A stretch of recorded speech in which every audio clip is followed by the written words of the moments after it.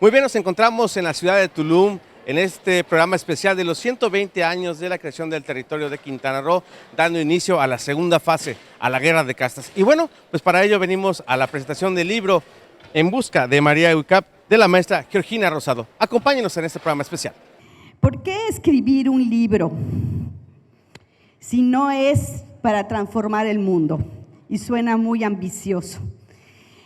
Pero esa es la intención de Carlos Chablé Mendoza, cronista de Ixbalana, Carrillo Puerto, y de la coautora, quien habla, Georgina Rosado. Los dos somos autores del libro. Aquí presente el otro autor, Carlos Chablé.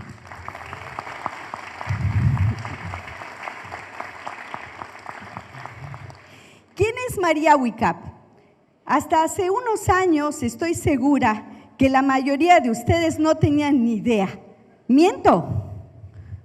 ¿Cómo es posible que un personaje que fue tan trascendente en la historia de México, de Yucatán, de esta localidad, haya sido ocultada, ignorada e invisibilizada? Les juro que no tuvimos que inventar mucho, aunque es novela, porque la historia en sí es apasionante, sino que además es un libro que para nosotros es fundamental para recuperar una identidad positiva, que el ser maya y ser mujer maya sea un motivo de orgullo para todos y todas. Hace unos años yo descubrí, en el 2005, ya algunos añitos, en el archivo reservado de la Biblioteca de Campeche, un documento, un informe que hablaba de ella y decía que había que matarla, literalmente, porque era una mujer muy poderosa y que si el gobierno de Yucatán no le hacía la guerra por todos los motivos, después iba a ser imposible vencerla, porque todos los días su fuerza era cada día más importante en todo lo que hoy es el territorio de Quintana Roo. Cuando yo leí ese documento me sorprendí y dije, ¿cómo va a ser? Yo he leído muchos libros sobre la llamada Guerra de Castas y pues o no la mencionaban o estaba ahí perdida en un pie de página, en una notita. Y aquí nos están diciendo que María Huicap era considerada la reina, santa patrona, intérprete de la Santísima. Y dije, bueno, entonces aquí hay algo. Y me dediqué por muchos años a investigar cómo fue posible aquí que resurgiera un poder femenino. Bueno, pues esta parte del Caribe era muy difícil de conquistar. ¿Por qué era muy difícil de conquistar? Porque habían dos dificultades, los piratas y los mayas rebeldes. Cada vez que querían los blancos poner una encomienda, duraba unos meses y pues venían o los piratas o los mayas y la desaparecían. De tal manera que en esta región, precisamente aquí, en el Caribe, en Tulum, muchas de las prácticas prehispánicas se mantuvieron por mucho tiempo, más que en otras partes de la península. Nos quedamos que en esta zona siguieron habiendo muchas prácticas prehispánicas. De hecho, los sacerdotes cumplían una doble función. A veces hacían las funciones de un sacerdote católico, pero al mismo tiempo eran sacerdotes mayas y seguían haciendo sus ceremonias. Bien, ¿por qué es importante esto? Porque cuando viene la llamada Guerra de Castas, ¿han oído hablar de la Guerra de Castas? Bien, cuando viene la llamada Guerra de Castas, cuando los mayas yucatecos, cansados de la explotación, del dominio a los hombres y las mujeres, de que las grandes haciendas abarcaran el territorio de las comunidades indígenas, que la iglesia les cobrara altas subvenciones y además les aumentaran los impuestos, vino esta famosa guerra, que algunos llaman guerra de castas, que yo le prefiero llamar una revolución social antes de la Revolución Mexicana, porque estaban pidiendo lo mismo que Zapata: tierra y libertad. Bueno, pues estos mayas que vinieron a este territorio no vinieron a un territorio vacío. Aquí había habitantes, esos que les llamaban huites. Los huites eran los mayas indómitos, los que nunca se habían dejado conquistar y que seguían reproduciendo sus prácticas prehispánicas, y les llamaban huites por el taparrabo que usaban. Bueno, pues cuando vienen aquí estos mayas que venían guerreando, levantados en su revolución por la esclavitud, y esclavitud de las mujeres. ¿Sabían que había esclavitud sexual? El derecho de pernada. Las mujeres mayas, cuando se iban a casar, y bueno, ya es un público juvenil, lo puedo decir, ¿verdad? No son niños, niñas. La primera noche la tenían que pasar con el patrón. Entonces había también esclavitud sexual. Vienen aquí y se establecen en Nocá, Santa Cruz, Ixbalaná, la casa del jaguar, lo que hoy conocemos como Felipe Carrillo Puerto, en realidad tenía un nombre maya, ¿sí? Se establecen aquí, ¿y qué creen? Les tengo una noticia: María Huicap no fue la primera. La primera se llamó Hilaria Nahuatl, apréndanse su nombre, Hilaria Nahuatl. ¿Por qué digo que no fue la primera? Porque cuando se establecen aquí, vuelven a establecer muchas costumbres prehispánicas, y los sacerdotes, los que transmitían la voluntad del Santísimo, primero crean una sociedad teocrática militar. ¿Qué significa eso? Un gobierno religioso, pero militar, teocrático militar, alrededor de la cruz verde maya. ¿La han visto? Es verde, tiene sus bracitos hacia arriba, y en realidad es una combinación de la cruz católica y el maíz.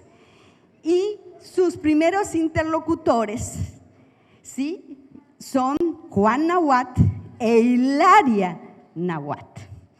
Y dirán, ¿no será que otra vez esta maestra está con su feminismo inventando? En la proclama de Juan de la Cruz, los mayas hacían proclamas, escribían muy hermoso, muy gargoleado, por cierto. Hablan de que los primeros patrones de la cruz son Juan Nahuatl e Hilaria Nahuatl. ¿Saben lo que significa Nahuatl? Traductor. Viene del nahuatlaca y significa traductor. Nahuatl, usted es un traductor. Y, o sea, no solamente era un apellido, ellos traducían. Imagínense qué poder. Si ustedes pudieran decir lo que Dios quiere y que todos lo tienen que obedecer, pues no encuentro mayor poder que ese, ¿no? Entonces, la primera se llamó Hilaria Nahuatl y formaron su gobierno aquí en este territorio. Pero no solo aquí, fueron creando otras poblaciones. ¿Conocen Muyil? Sí, en Tulum, en Muyil, ¿no?, en Chumpón, Tixcacal Guardia, ¿sí?, Chancá, Veracruz, si estoy bien, y otros. Y ellos se asientan aquí, pero el gobierno yucateco dice, no, pues no, es un mal ejemplo, además las maderas que hay en Quintana Roo, ¿no? Quiero esas riquezas, y no las deja de invadir, y constantemente están peleando y están guerreando con el nuevo gobierno que está en Santa Cruz, Ixbalaná. Bien, y en una de esas guerras matan a Hilaria Nahuatl, a otros líderes también. Pero ustedes saben cómo opera el poder hasta hoy en día: divide y vencerás. Divide y vencerás. Como es hoy en día. ¿Quieren dominar un pueblo? Divídanlo. Háganlo que se pelee. ¿Verdad o no? La gente grande sabemos. Bueno, pues había un tal señor que es el villano de la película, porque en la novela hay villanos, hay amor, hay odio, hay traiciones, porque así es la vida. Nos pintan los héroes perfectos, pero no es así. Pues este villano negocia con el gobierno yucateco y le dice: sí, yo te nombro gobernador de tu territorio, pero desconoces la religión del Santísimo y de las cruces. Órale. Y Dionisio Zapata dice: dale, ¿me vas a nombrar gobernador? Voy a ser poderoso. Y por supuesto, no todos estaban de acuerdo. Ahorita va a aparecer María Huicap y 3 líderes que son muy famosos. Bernardino Ken, ¿han visto la calavera de Bernardino Ken? En el Museo de Tijosuco. Bueno, ahí está su calavera. Bernardino Ken, Bonifacio Novelo y Crescencio Pot. Bernardino Ken, repito porque después voy a regalar libros, ¿eh? Deciden qué hacemos, ¿no? Y se van a Muyil. ¿Por qué se van a Muyil? Porque en Muyil, junto a Muyil, hay una laguna muy hermosa, con la cual los mayas negociaban con Honduras y les compraban armas a cambio del palo de tinte de maderas preciosas. Y los de Muyil y el gobernador de Muyil y su hija María Huicap estaban bien armados, estaban bien armados.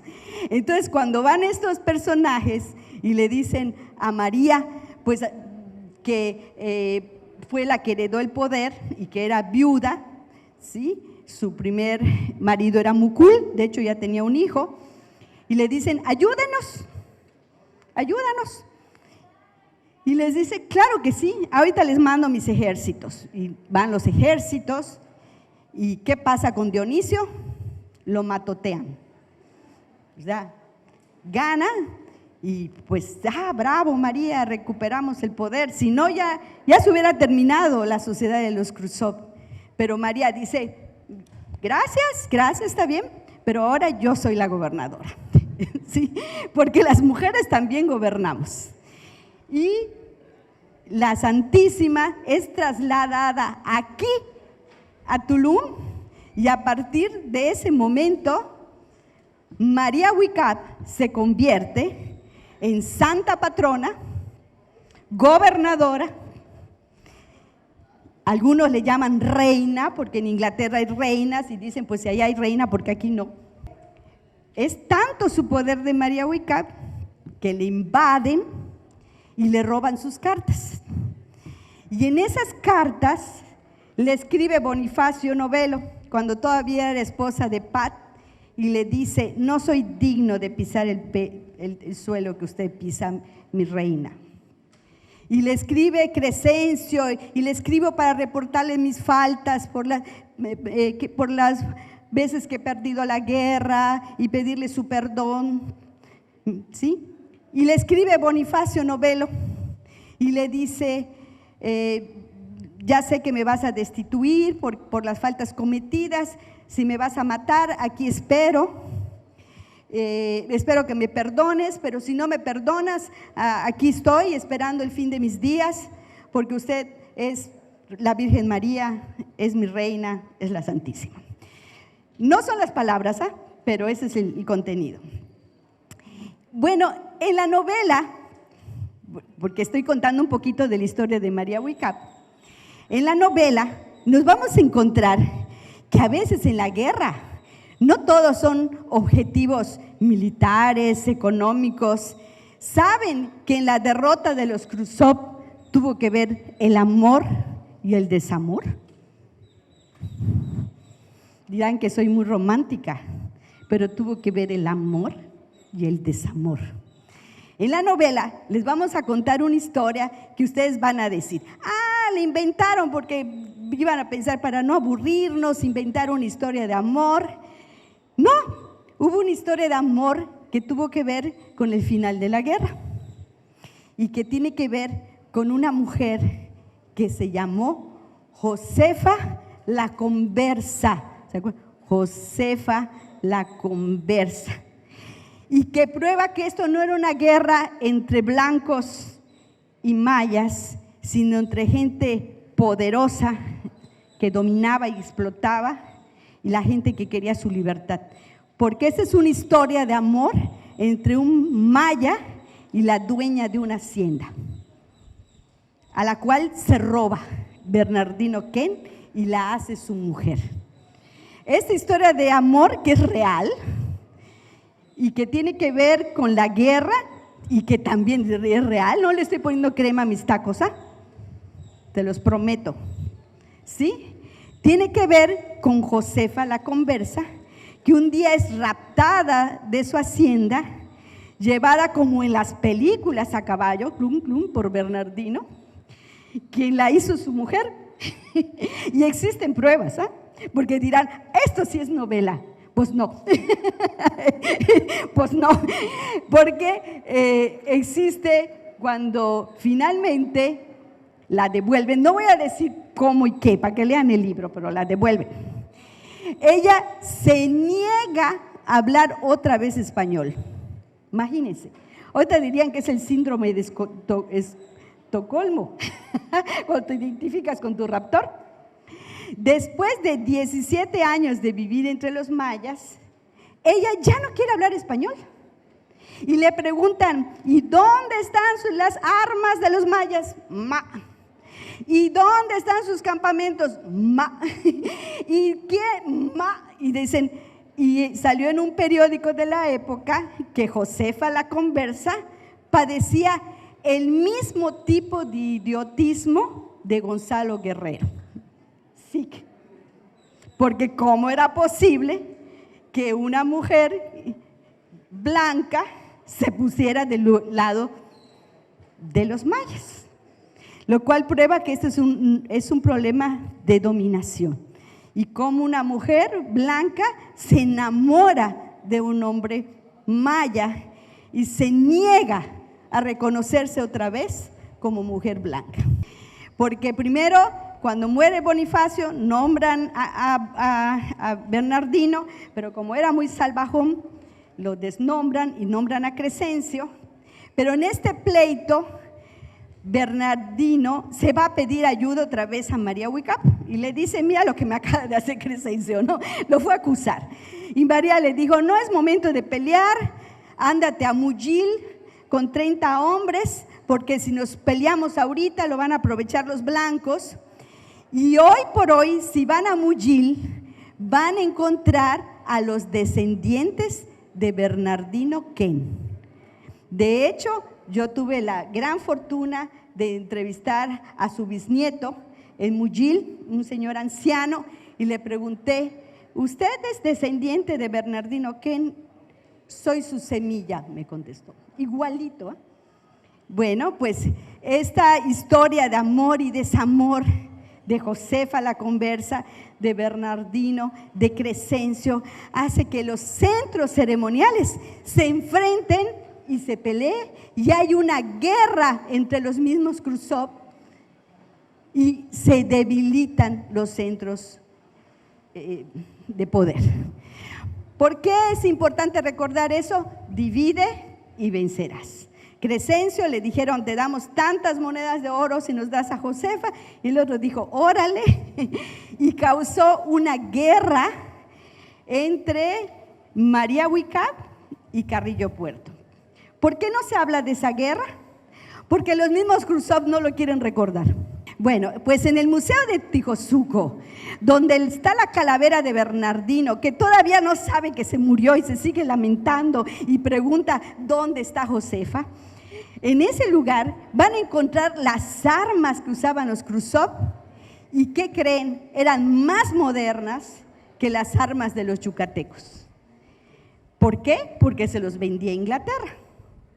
De hecho, el libro de rezos de María Huicap lo imprimieron en Inglaterra. ¿Qué pasó con María Huicap? ¿Qué creen? Es un misterio. Es un misterio. Me he pasado preguntando, investigando, ¿dónde está María Huicap? ¿Qué fue de María Huicap? Don Moisés Chi, un sacerdote maya de Tulum, me dijo, murió de viejita y aquí están enterrados sus huesos. Me encantaría, como en el National Geographic, se pudiera hacer una investigación, pero no creo que nos los dejen, ¿verdad? Saber si están ahí. Otro, don Alberto May, de Yaxley, me dijo, no, en los pleitos con los Khrushchev de lo que hoy es Carrillo Puerto, la mataron. Otros me dicen, no, se fue a un río, al Xilbalbá. Otros dicen, no, se fue a esconder a Tecal de Venegas, un pueblo de Yucatán. No lo sabemos, pero no me preocupa, porque estoy segura que alguno de ustedes lo va a investigar y nos va a venir a contar qué pasó con María Huicap. Bien, muchísimas gracias por seguir este programa especial de los 120 años de la creación del territorio de Quintana Roo. Y bueno, pues seguimos en esta segunda etapa de lo que es la guerra de castas. Y bueno, nos encontramos aquí en la ciudad de Tulum, nos encontramos con el cronista Hugo Villagómez. Bienvenido, maestro, bienvenido a este programa especial de los 120 años de la creación del territorio de Quintana Roo. Y bueno, ¿qué ha implicado para los dos jóvenes que hemos ahorita platicado este inicio de esa segunda etapa y cómo es que reciben pues esto aquí en Tulum? Bueno, pues para nosotros es sumamente importante esta fase en particular de la celebración de los 120 años de la creación del territorio de Quintana Roo, porque ahí es cuando Tulum pues juega un papel sumamente importante, ya que pues es precisamente en esa etapa, ¿no?, de la guerra de castas, cuando el personaje que celebramos el día de hoy, María Huicap, pues juega o cobra importancia en ese momento al convertirse en la intérprete de la Santa Cruz. En ese sentido, bueno, pues inclusive hemos visto también la presentación de este libro y bueno, que obviamente es muy importante su historia, cómo es que ella también, como una heroína de esta parte, ¿no? ¿Qué papel juega fundamentalmente en esta guerra? Pues ante la decisión de uno de los líderes de la Santa Cruz de aceptar de parte del gobierno yucateco la gobernatura, ¿no?, de la zona indígena, pues el Crescencio Paz, Bernardino Sen se sintieron traicionados porque el aceptar la gobernatura este amigo, pues básicamente estaba firmando, ¿no?, el armisticio de los mayas. Por lo tanto, Bernardino Sen y a Crescencio Pot decidieron recurrir a María Huicap, se acercaron a ella en la comunidad de Muyil y pues ella acepta, ¿no?, ser la intérprete de la cruz, toma decisiones militares, toma decisiones políticas para mantener vivo el movimiento de la guerra de castas. Estamos hablando de la década de 1870, lo que permite que se mantenga viva la llama de esta rebelión, que al final termina con básicamente pues la creación del territorio federal de Quintana Roo. Maestra Georgina Rosado, ¿qué la llevó y qué la motivó a escribir esta historia en busca de María Huicap? Bueno, a las mujeres se nos ha invisibilizado en la historia. Se ha ocultado nuestra real participación y le he dedicado buena parte de mi vida a hacer visibles a las invisibles, porque esto cambia nuestra identidad como mujeres, nos da una identidad positiva. Pero si las mujeres en general hemos sido ignoradas, las mujeres indígenas han sido doble y triplemente ignoradas. Esa es la importancia de una mujer que tuvo un papel tan trascendente en la historia de Yucatán y en este territorio fuera conocido, porque le da a las jóvenes la oportunidad y a las jóvenes mayas de tener una identidad positiva como mujeres y como mujeres mayas y esto influir en su quehacer de todos los días. ¿Quién es María Huicap y qué papel juega en esta guerra de castas? Pues ella une al pueblo porque toma el poder en un momento de crisis donde el gobierno yucateco estaba dividiendo a los Khrushchev, los estaba enfrentando con ofrecimientos y ella vuelve a unificar al pueblo Krusov y mantener viva la nación por varias décadas gracias a su liderazgo, porque tenía un liderazgo militar, tenía armas, pero también tenía un liderazgo moral y espiritual, porque ella era la interlocutora con la Santísima. Por lo tanto, su poder era un poder basado, sí, en las armas y en su capacidad de gobierno, pero también era un poder espiritual, y eso hace que sea un poder muy importante y muy sólido que mantiene viva la resistencia de los mayas Krusov. En ese sentido, bueno, estamos hablando de los 1870 y tantos por ahí. ¿Cómo es que usted hace este trabajo de investigación y cómo es que las personas que en un momento dado, bueno, fueron parte de este movimiento, le dan información a usted? Pues mira, yo soy antropóloga, ¿no? Soy académica por muchos años de la Universidad Autónoma dedicada a la investigación, y cuando encuentro un documento que habla de ella me apasiono y me dedico muchos años a revisar periódicos, a revisar informes, a revisar documentos. Hago también entrevistas. En el caso de Tulum pasé muchos meses pues compartiendo con los dignatarios, con el sacerdote Domo Sechin, y permito que también la historia oral, la transmisión de generación a generación, poderme enriquecer. Entonces, como investigadora, combino la información documental con la historia oral para rescatar una historia de la que se conocía poco, porque no digo que no se mencionara en algún texto a María Huicap, pero se conocía poco y se valoraba menos. Siendo alguna, el trabajo de una mujer siempre es fundamental en cualquier cosa, en nuestra nación, en nuestro mundo. Las mujeres tienen hoy día mucha fuerza y aún así, bueno, hoy día están más a la luz. Anteriormente esto ha salido y María Huicap hoy vive y está aquí plasmada en un papel. ¿Cómo se siente? Pues me siento muy satisfecha porque ha sido una como misión de vida, no solo trabajo profesional, sino una misión de vida, porque hoy por hoy las mujeres hemos logrado grandes avances, pero también nos matan, y en ese territorio hay feminicidios, y en ese sentido rescatar la figura positiva de una mujer, recuperar esta identidad, tiene también que ver con combatir toda forma de discriminación y de violencia que hoy por hoy seguimos sufriendo las mujeres. Muy bien, por otra parte, bueno, vimos aquí a las y los jóvenes muy interesados, muy metidos con su plática, con su charla muy amena, pero al final vemos a una jovencita que creo que le muestra animes, ¿no? Es una forma nueva, diferente, muy actualizada, yo diría, de cómo también mostrar esto que usted acaba de prestar en su libro. Claro, la cultura maya es una cultura viva. La cultura maya no solo es lo prehispánico, la cultura maya se va retroalimentando de todas las influencias, y el anime, por supuesto, es una de ellas. Entonces, que una joven logre sintetizar estas influencias que hay de los animes, de lo moderno, de lo digital, con la historia, no es malo. Al contrario, nos permite actualizarnos y llegarnos de una manera más fácil a los jóvenes, porque no hay que estigmatizar el anime o lo digital. Ellos están metidos en este mundo, y qué mejor que puedan recuperar esta historia y expresarlo con pues su cultura juvenil, con su forma de ver la vida. Maestra Georgina Rosado, muchísimas gracias por haber presentado esto En busca de María Huicap, la verdad, y bueno, pues invitamos a que busque este libro donde esté en alguna librería, y sobre todo a usted, maestra Georgina, por habernos dado esta plática y esta charla y estos minutos aquí con nosotros en este programa especial de los 120 años de la creación del territorio de Quintana Roo. Nos vemos en una emisión más. Hasta la próxima.